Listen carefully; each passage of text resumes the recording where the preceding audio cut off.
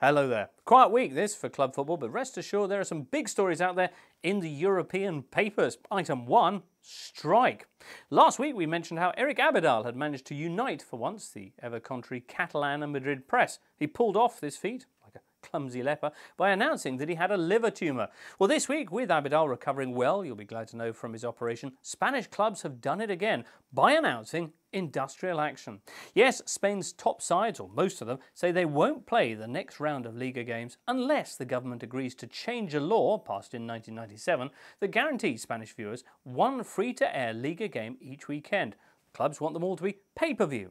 And as things stand, there'll be no games on the 2nd and 3rd of April, which means the final round of the Spanish game won't get played until mid-June. Quite a handy dry run for a World Cup in Qatar, perhaps, but after the Champions League final that, and thus a whole 3 weeks after the previous set of league fixtures. Well, it's a kick to football, says us. All the papers dumbfounded, even this one, which is actually owned by one of the TV companies that would most benefit from a change in the law. Inside they say, it's football without control, borrowing the title of Carlton Cole's recent autobiography. These, the same clubs that 3 months ago blocked a player strike over unpaid wages and talked about disastrous consequences, now themselves want to block things for their own ends. Having run up debts of over 700 million euros, they now want to scrap the only free-to-air game just to make a little bit more. Well, Sport in Barcelona feels similarly appalled. They cheat the people, says Sport. They put their own government against the wall. The worst thing is they're only doing this to spend the money on the huge debts they've run up. The more these people have, the more they come hustling for. In our country, we call them bankers. Well, as Sport point out, Spanish fans usually just have a laugh when they hear of a football strike because it's been threatened so often. This time, though, it could go ahead. For while 6 clubs aren't backing the move and have asked a judge indeed to declare it illegal, Barcelona and Real, as confirmed, are firmly in favour of it because, mainly, they quite fancy that early April weekend off to prepare better for the Champions League. So, rebels, yes, but with a cause. Well, while the Liga prepare for their weekend off, let's continue with our own pay-per-view with the news elsewhere. Let's see now. In France, they're busy preparing for their big Euro 2012 qualifier with mighty Luxembourg. The big news here being the return of 2 more of their revolting players, the World Cup rebels, Patrice Evra and Franck Ribéry. The pair are adopting dutifully penitent expressions in their press conferences this week. A sample quote here from Franck: "I lost touch with myself." Meantime, in Italy, the Gazzetta dello Sport is all pumped up about the title race.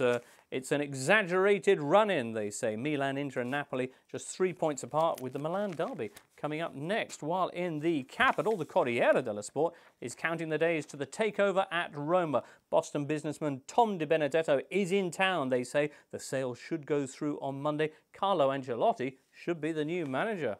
We'll see about that.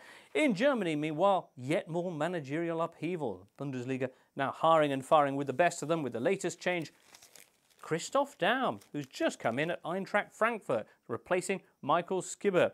Says Bild, Daum's up, thumbs up, to the man who, as they put it, was once a hair's breadth away from being the national team manager at the start of this century before being busted for cocaine by a sample that he'd given of his own hair.